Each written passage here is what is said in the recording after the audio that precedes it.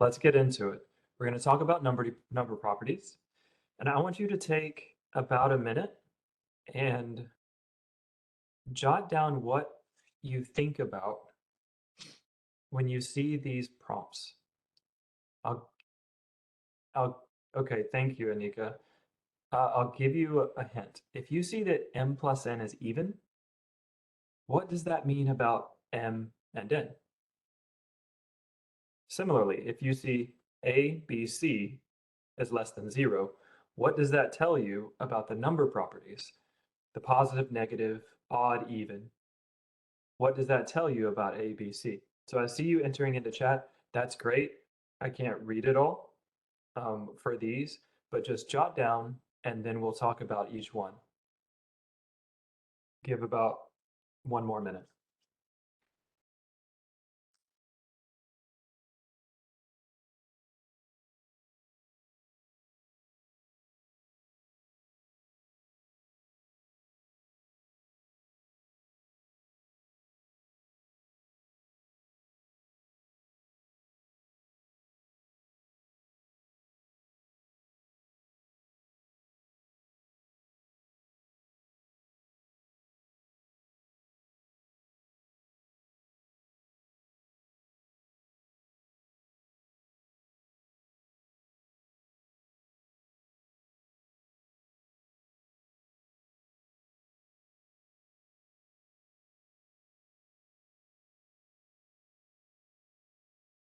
Okay, let's talk about the first one.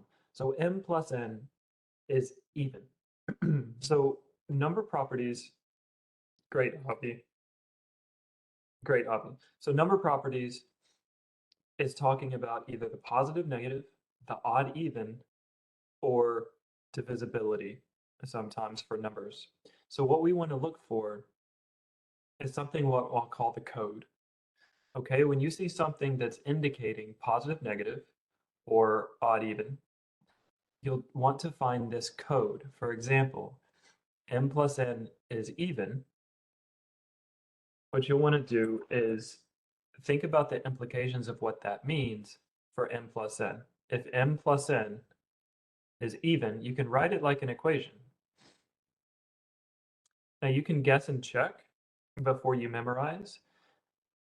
And what that would look like is you could try, well, could it be even plus even equals even?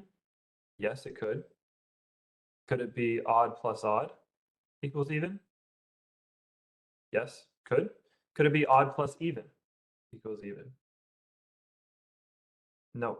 And similarly, it couldn't be even plus odd equals even. So what that means, your code is, somebody give it to me. Yeah, good. Both odd or both even. So they have the same, ironically, this is actually called number, but I'll just call it the same odd even sign. So n plus n have the same odd even sign. And let's look at the second one. This has to do with divisibility. When x is divided by 15, the remainder is 0. And I see that Avi says that means x can be divided by 3 and 5. So we're getting into divisibility rules here, but basically, if you remember your prime factorization, I know that's probably a big callback, but that's 3 and 5. So if you think about it, 15 times any number is still going to have 3s and 5s in it. Yeah, 15 times 2 is 30, still has 3s and 5s. 15 times 3 is 45, still has 3s and 5s. So if it's divided by 15 and remainder 0, that means it is divisible by 3 and 5 at least. And we don't know what else. So we've got odd, even. We've got divisibility. And then here, what are we dealing with here? Positive and negative. I see some of you chatted it. Yeah.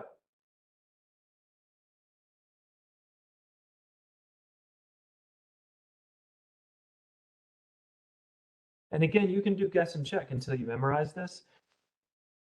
So you could try a plus, or a times b times c. Could that be negative, negative, negative? Yes, it could. Could it be positive, positive, positive? No, it can't. And you can continue checking. But basically, it's going to be 1 is negative, another 2 are positive, or all 3 are negative. So what we're doing down here is the code.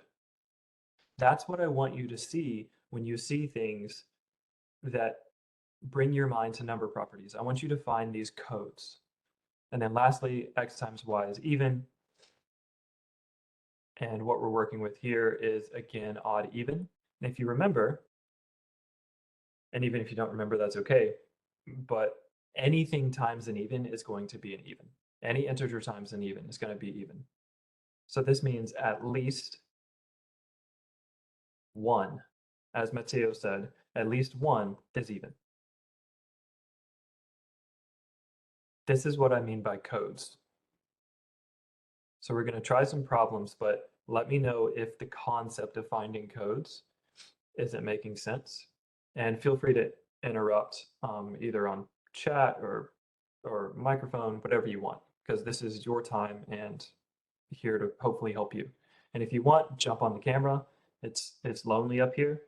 And then, I don't know, there's no prize, but maybe I can help you better. Yeah, what's up, Avi? Okay, let's go to one more code. We'll ratchet it up a little bit. I want you to take about a minute. Max, Patricio, okay. This is like one of those videos where you see somebody start to dance and it's uncomfortable, and then the second person comes. You remember that one on the hill, and then everybody comes?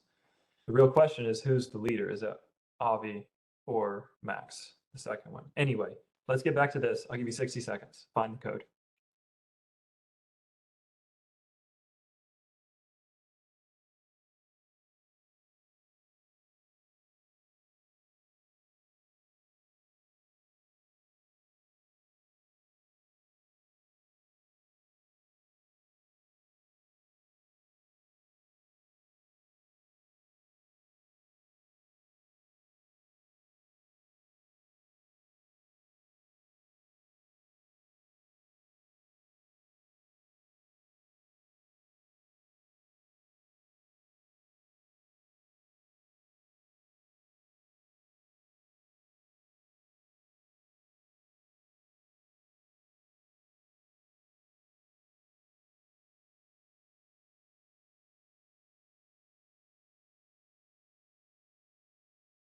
Okay. Again, we're gamifying this, hopefully making this a little bit fun. But on the first one, when you see is divided by 2, the remainder is 0, that's just a bunch of jargon for what? What's that saying? Is divided by 2, remainder 0. It's even. Carlo. Yeah, that's right. So if we want to rephrase this, we're just writing 4x plus 5y equals even. And that makes it at least a start to being more simple. And now let's look at how to isolate x and y. What is 4x going to be? Yeah, Avi's one step ahead. 4x is going to be even. And you can treat this just like a problem. So I'm going to come over here and do some work with it. So we've got 4x plus 5y equals even. I'm just going to subtract 4x, or subtract even from both sides, because 4x is going to be even. And that leaves me with 5y equals even, because an even minus an even is even. That means 5y must be even. We know 5's not even. So that means y has to be even. So Avi was one step before the actual code break, which is y equals even.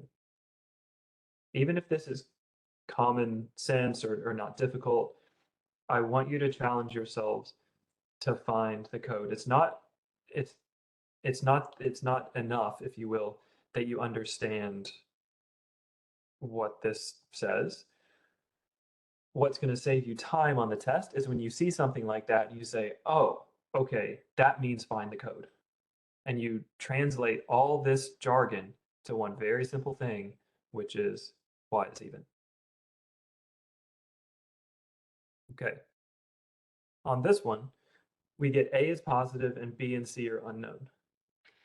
And we can take it step by step, even if it looks a little intimidating. Absolute value of C greater than 0. Well, absolute value of C is going to be positive. And again, we can treat this like an equation. And that means if you multiply both sides times the absolute value of C, you get 0. So now we're just left with a to the third times b to the fourth is greater than 0. Well, b to the fourth, what do you know about b to the fourth? What is that going to be? I know this is obvious to some people, but yeah, remember back, any integer to a positive or to an even exponent is going to be positive. And that means we don't know anything about b, but we do know that a to the third is greater than 0, which means a to the third is positive, which means a is positive. Because if a were negative, negative times negative times negative would be negative. So a code is a equals positive. Okay, are you ready to jump in? I'm looking at 3 heads to see if you nod because I can't read other people's faces. Great. Okay, the rest of you are riding on the coattails of Avi, Max, and Stefan. Their head nods.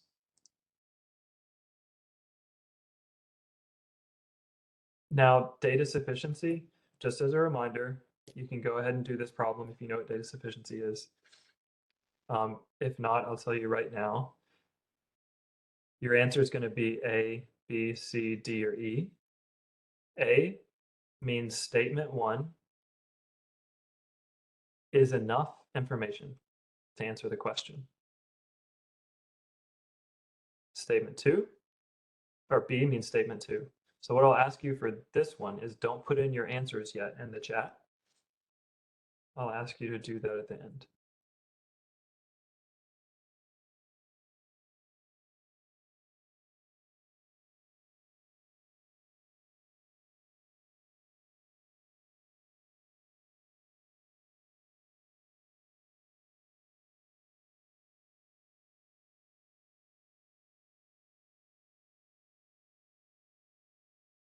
I'll give you another minute and I'll be quiet.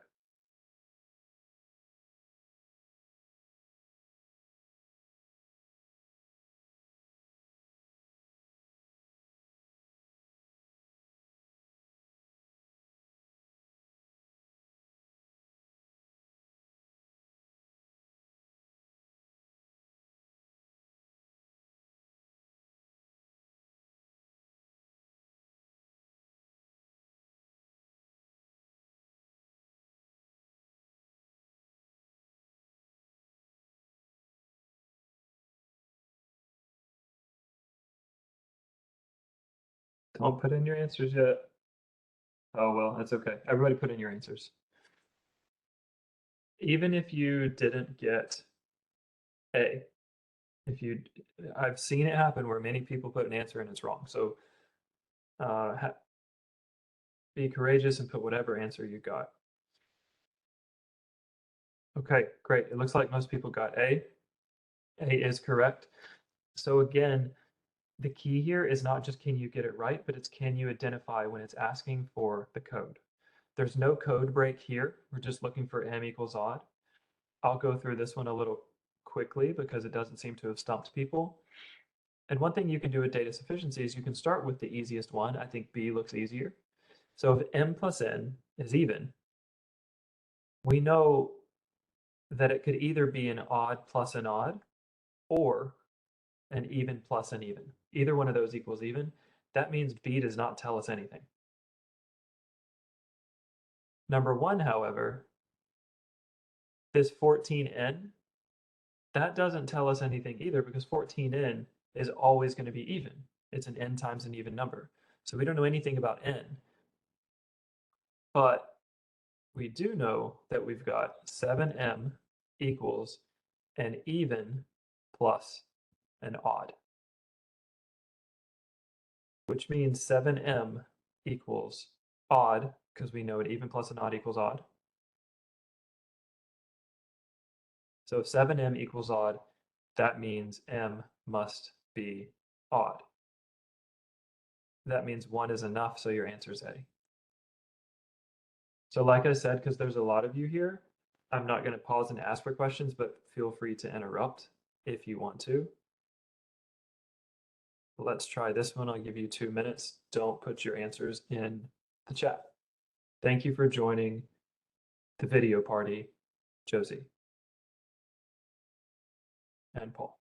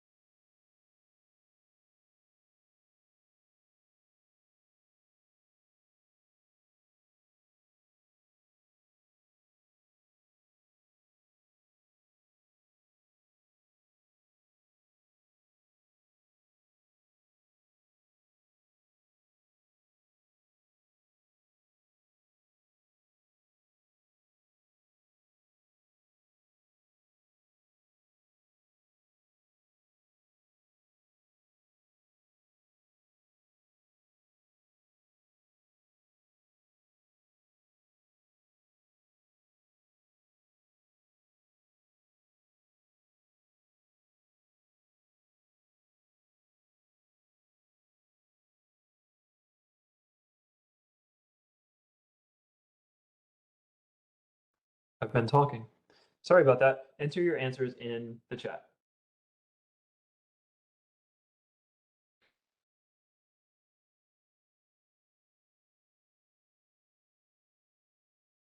Oh, this is interesting. We're all over the place. Okay, I'm excited. Some learning is going to happen. So here's what we do when there's a split. Those of you who got it right, I want you to learn by trying to figure out why other people got it wrong. And those who got wrong, obviously, you'll learn why those got it right.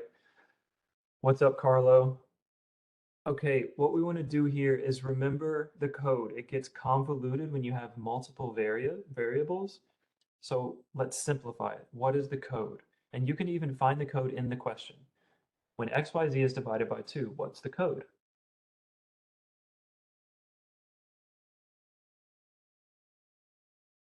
Very close, Avi. Yeah, that's it. Is xyz even?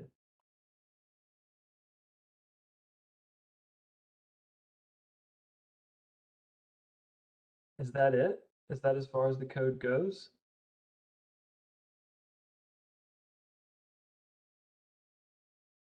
The answer is no. Where else can it go? Yeah, great. So we can break it down even further. If you think you get to a code, see if it can get broken down further. The code is, or the question, all this nonsense can be rephrased to, is anything even?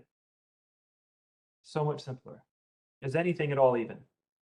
Because if one of those numbers is even and they multiplied by the others, the product's going to be even. So again, the math here is not rocket science. The mental leap and challenge I want you to give yourselves is finding the code, because that's going to save you seconds, which is going to help your score. Now, once you find the code, the problem becomes a lot easier. 6xy is even. That tells us nothing because 6 is even. That means xy could be anything, and the answer would be even. So we don't know. 9zx is even, and for that to be even, 9zx is even, one of these must be even. It's not 9, therefore it must be z or x. So the code for number 2 is z or x is even. which means it's enough to answer the question, is anything even? Cool. I think some of you were doubting a few slides ago. You were like, we're not learning anything. It's too easy. But hopefully this is a little bit of a tip that can help. Again, if you have questions, feel free to interrupt. Let's do another.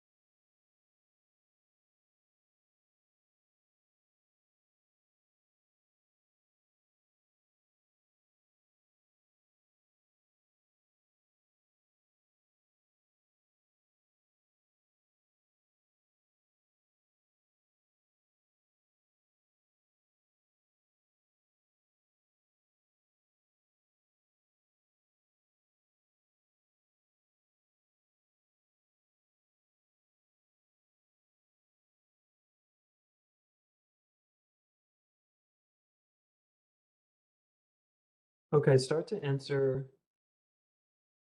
Okay, hold on. That's a good thing you just did, Ahmad, because I want to clarify. Let's just enter A, B, C, D, or E. A, B, C, D, E. And as you saw in the last problem, if you see everybody doing different numbers or letters than you, that doesn't necessarily mean anything. So put what you got. Eva, great. What would you guess? Because we'll have to do that on the test sometimes. What would you guess without looking at other people's letters?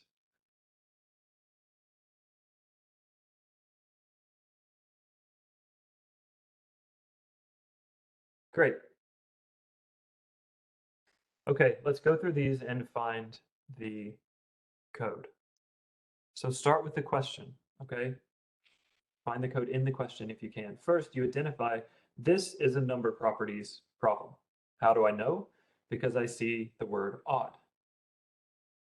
And so what we can write out is mn plus n squared equals odd. Now, two things together equaling odd, we know one is even and one is odd. So it could be mn is even and n squared is odd, or mn is odd and n squared is even. And we can get to it that way. But there's another way to simplify, which is not necessarily about codes, but just remembering back to high school algebra, which is factoring out. Let's factor out an n. Let's see what happens if we do n times m plus n equals odd. It's slightly quicker. You could do it either way, but let's go with the second way. N times n plus n equals odd. That means that one of these is odd and the other one is odd. That means they're both odd. So we've got n equals odd. And what do we do with m plus n? What's the code there?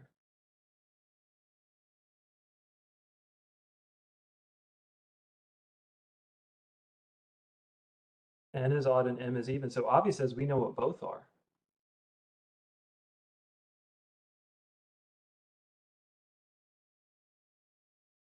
N is odd. And then m is even. So what that would look like, if that's right, it would mean that n times n plus n equals odd. That means one is odd. So it'd be odd times odd. And we know that n must be odd. And if n is odd, m plus n must be odd. So you've got to have an even plus an odd to be odd. What that looks like, if that didn't make sense, is you've got odd times m plus odd equals odd.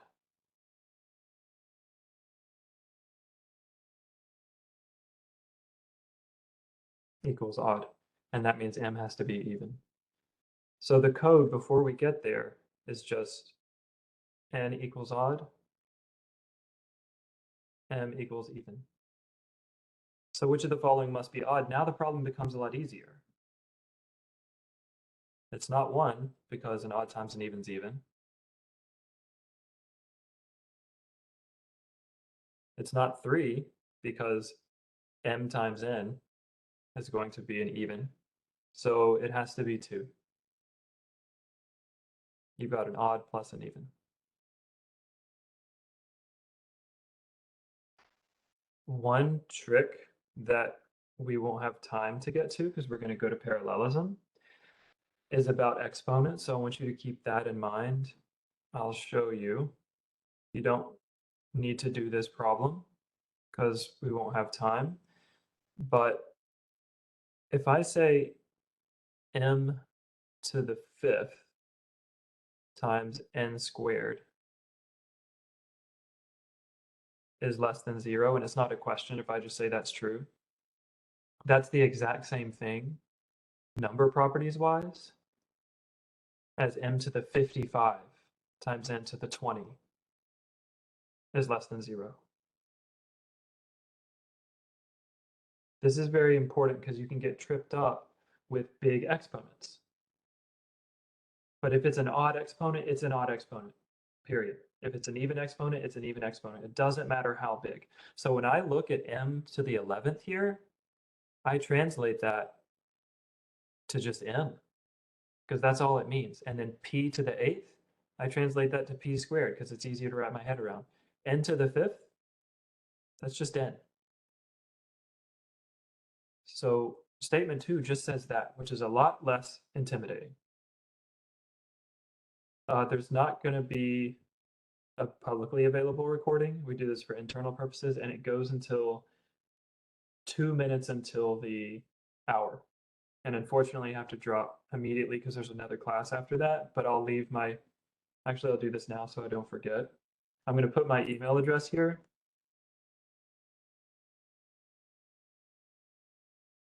If you have any questions about anything we covered today, if you have questions about especially the test anxiety stuff, that can save some time.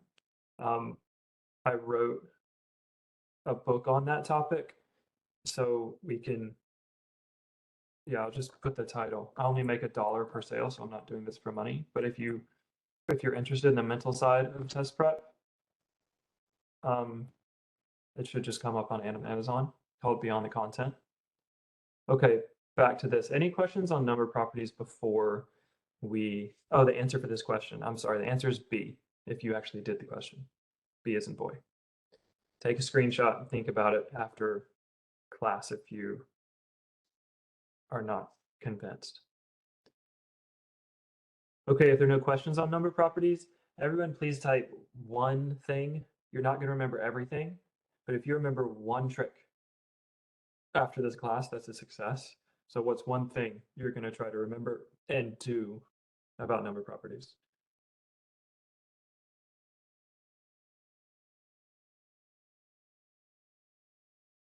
Code names. Avi, you can message me after the class about this problem if you think it should be D.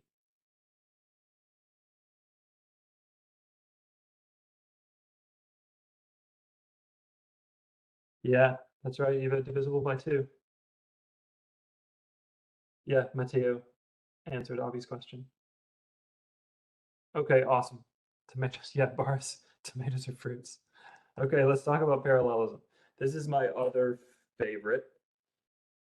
This is my other favorite part of the GMAT because it can be broken down to a code similarly to number properties in a way. So first, don't trust your ear. Some of you may have an ear aligned with parallelism, but some of you may not. Don't trust your ear.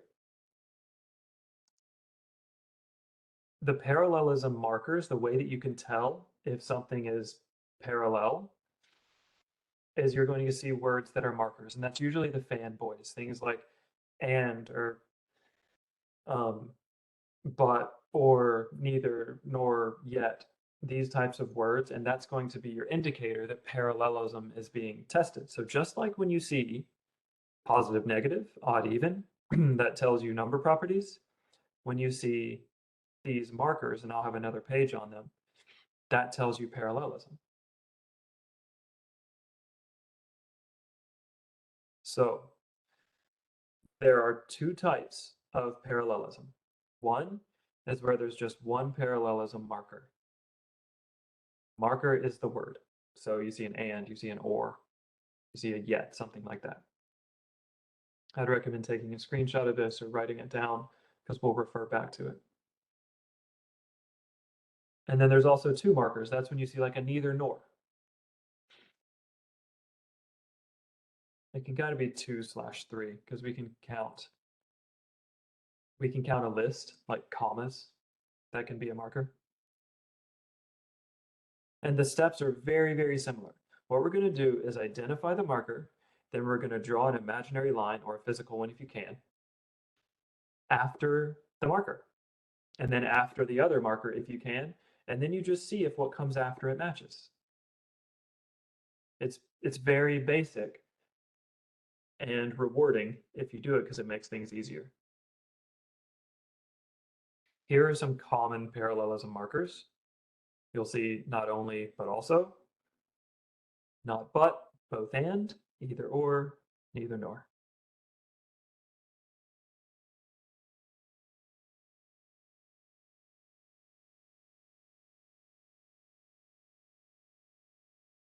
Okay. Thanks, Stefan. Okay, everybody, take about a minute and post your answers here. This, if you're not familiar, this is called sentence correction.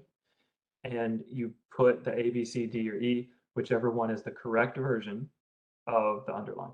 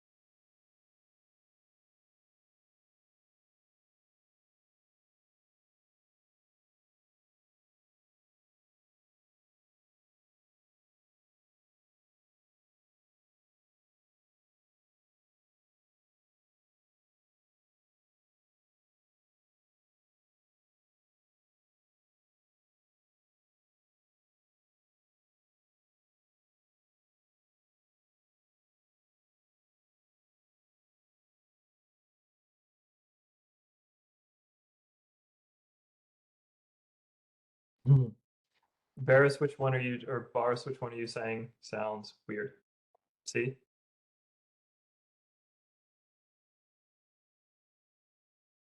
Yeah.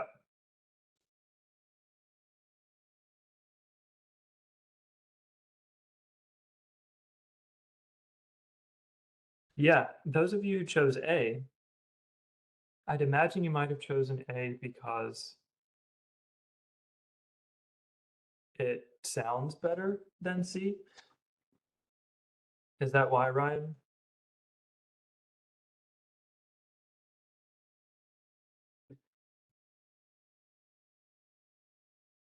But yeah, but C is parallel. If we, first of all, let's back up. What's the parallelism marker? And the parallelism marker, In this problem, we know it's being tested because we have and. So what we want to do is draw a line after and then we have the being something. So before that, we want to have something that's parallel. And if we draw a line after and for C, we have that infant's being and then an infant's being. So unless the reasoning, unless the logic is wrong, that's pretty much the definition of parallel.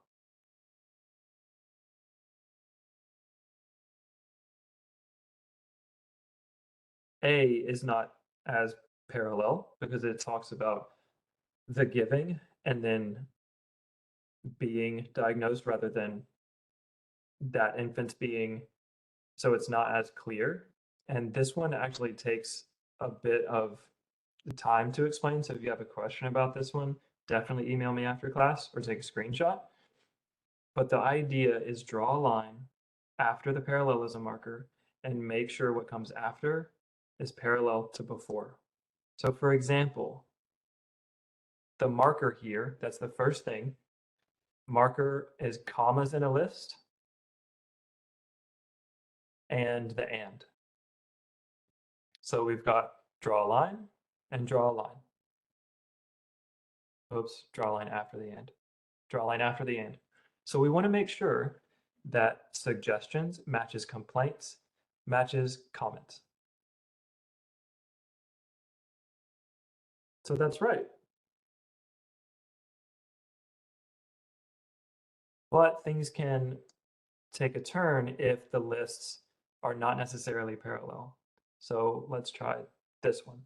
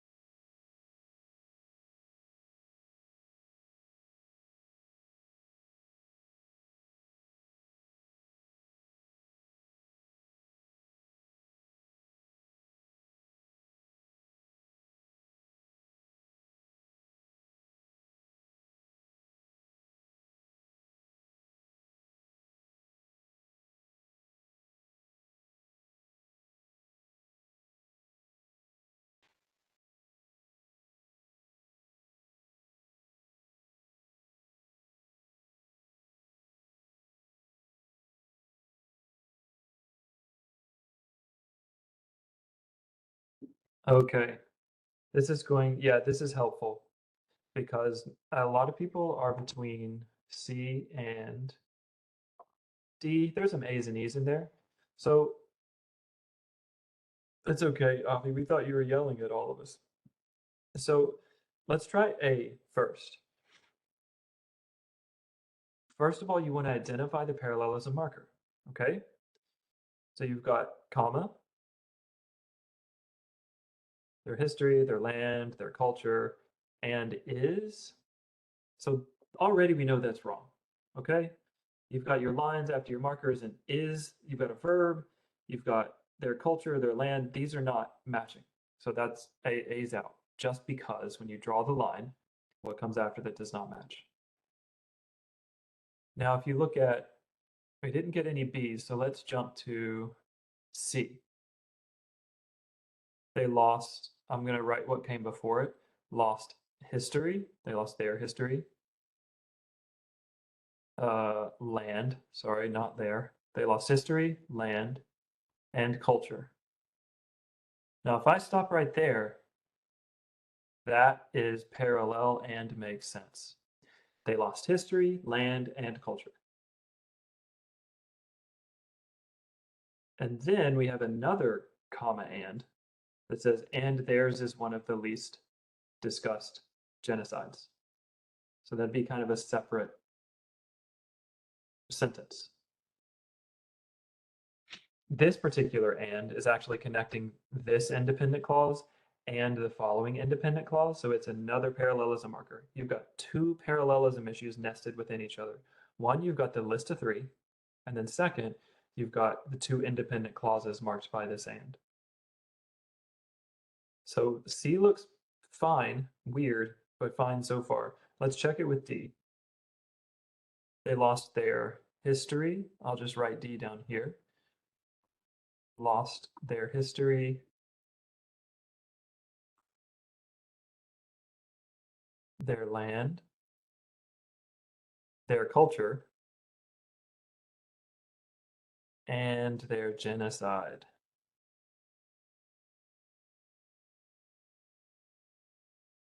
So, those of you who chose D, tell me if I'm wrong, but I think you did a little bit of mental gymnastics where you read their history, their land, their culture. That makes sense. Comma and their genocide is one of the least discussed. Okay, that's kind of a separate clause. That makes sense. So I get what they're trying to say. That makes sense. But didn't say stay super strict on your parallelism lines. Because watch what happens if I draw the lines. If I draw the lines after the comma, their land, their culture, and their genocide, those are parallel, but there's two problems. One, it doesn't make sense that they lost their genocide. When you have a list, it all has to pertain to what came before it. I want to eat cookies and cake and green beans. I really don't. But that's a sentence that makes sense. But if you say I want to eat cookies and cake and green beans are my favorite fruit, it doesn't make sense because the last part of the list is introducing another independent clause. So there's two reasons this is incorrect. One is because you can't lose your genocide. Second, yeah, of course, thank you, Denny. Second is because this introduces another full independent clause. So it's not another item in the list. You've got one item, one item, one item, and then lastly, an independent clause. So that brings us back to our answer being C. And to me, this problem is a lesson in staying really strict with those lines and seeing what comes after it.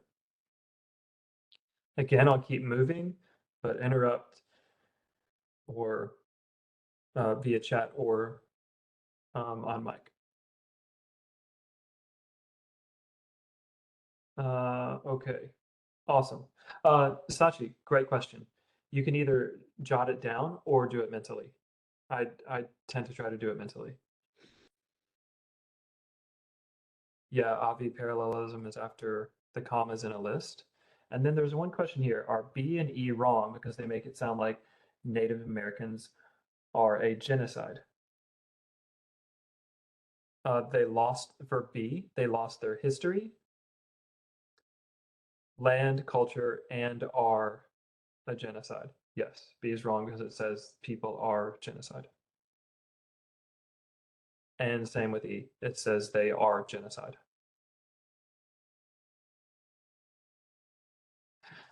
Okay, let's talk about what is repeated sometimes in parallelism.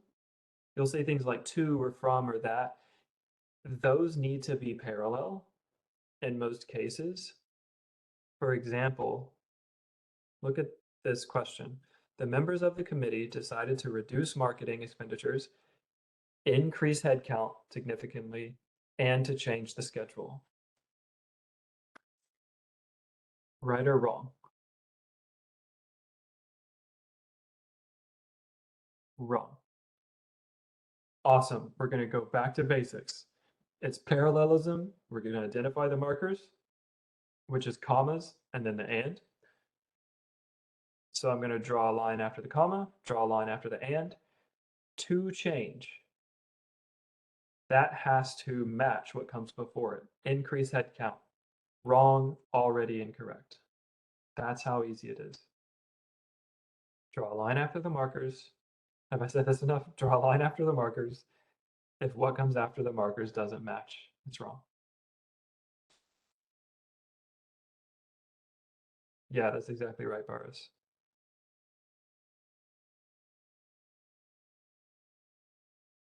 So the other little nuance is if it's not essential, it doesn't have to carry over. For example, you could say his friends, his parents, and guests he was meeting. That can be okay.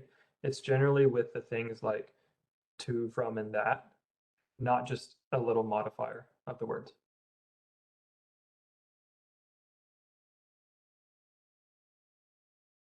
Okay, let's do, yeah, hold on. I want to answer this question. How we know when to distribute the word before the parallelism markers to the other elements. Yeah, yes. When you have a list, let's look at the question we had here. If it's going to be,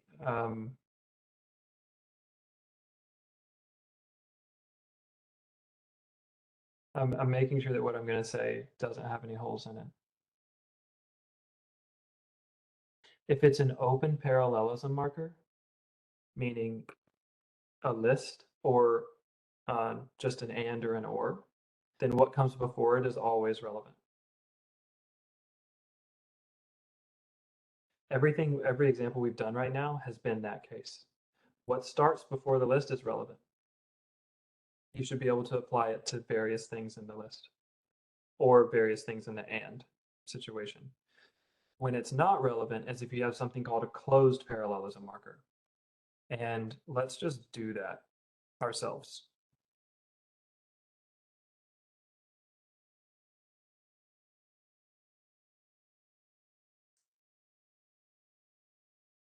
Yes. The open marker is when you have a list or just one word. The closed marker is when you have two words that kind of close things off. For example, both and, either or. It's these pairs of words. And what that would look like is Avi either wants to know the answer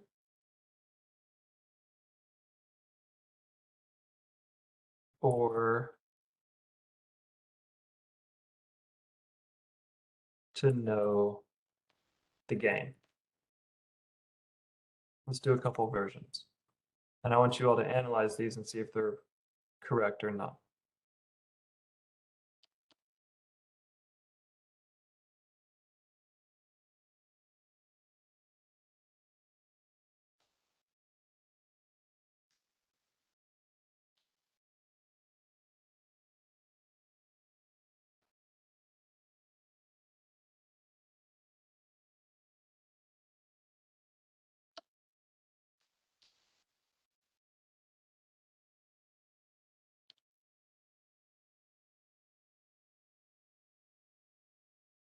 So if these are A, B, C, D, E, just put in the chat when you're ready which ones you think are correct.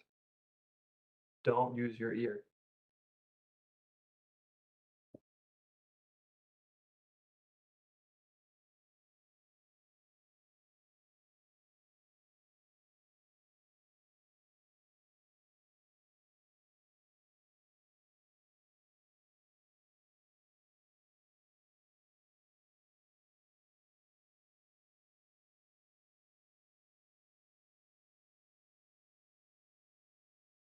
Okay, good. Now the first step, as you know, is to identify the parallelism markers or markers. What are the markers here? Just because everybody didn't get it right, I'm going to be very pedantic. Yes. It's not just either, though. Yeah, Paul. It's either or. So remember these pairings. You've got the either or, the neither nor, the both and. So what we want to do when we see parallelism markers is draw a line after the markers. We've got or, then either,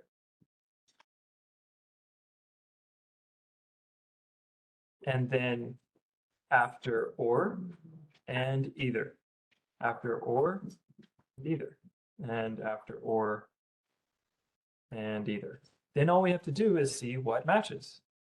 For the first one, does want match to know? Avi, because the sentence is about you, I'm going to ask you, do those two match?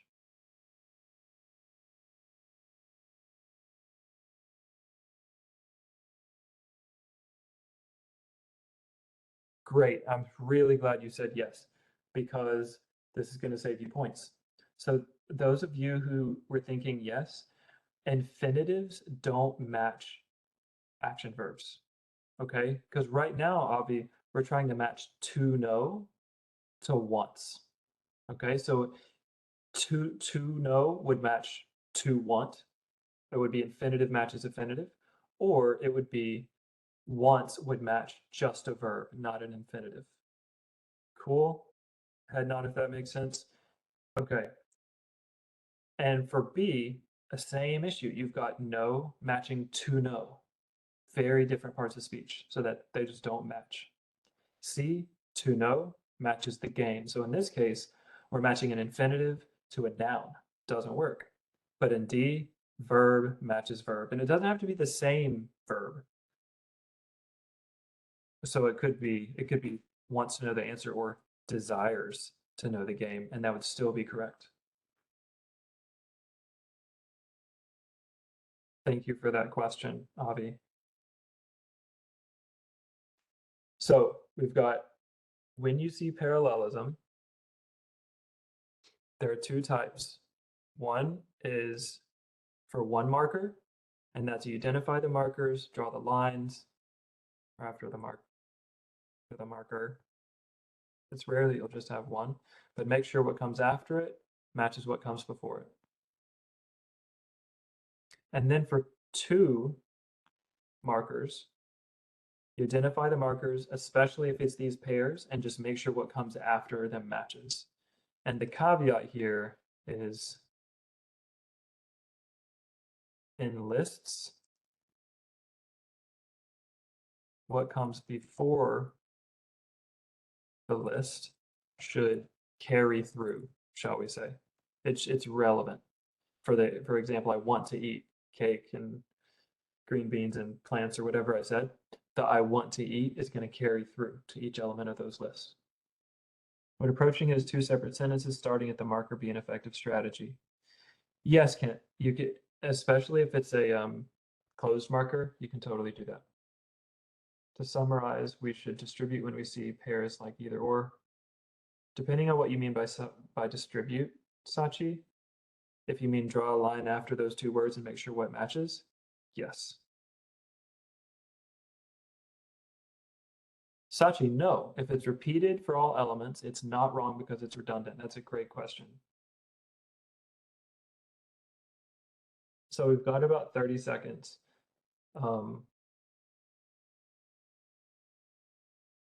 So as to not parallelism, but more into comparison. So the idea there should be parallel more than the actual words, but those are not parallelism markers. So what I'll do here, so I'm not just like abandoning you, I have to sign off because there's another class starting in 30 seconds. So thank you all for your time, your attention. Feel free to message me. I didn't tell you anything about me, but there is hope. My first test score was a 5 something, and I ended up studying a lot and got a 760. I mean, a lot, and took it like a bunch of times with a lot of hard work. But keep the gaming mentality because it's not a test of how smart you are. I'm proof. Okay, y'all have a, yeah, Lavinia, email me, please. I've got to jump. Thank you all very much.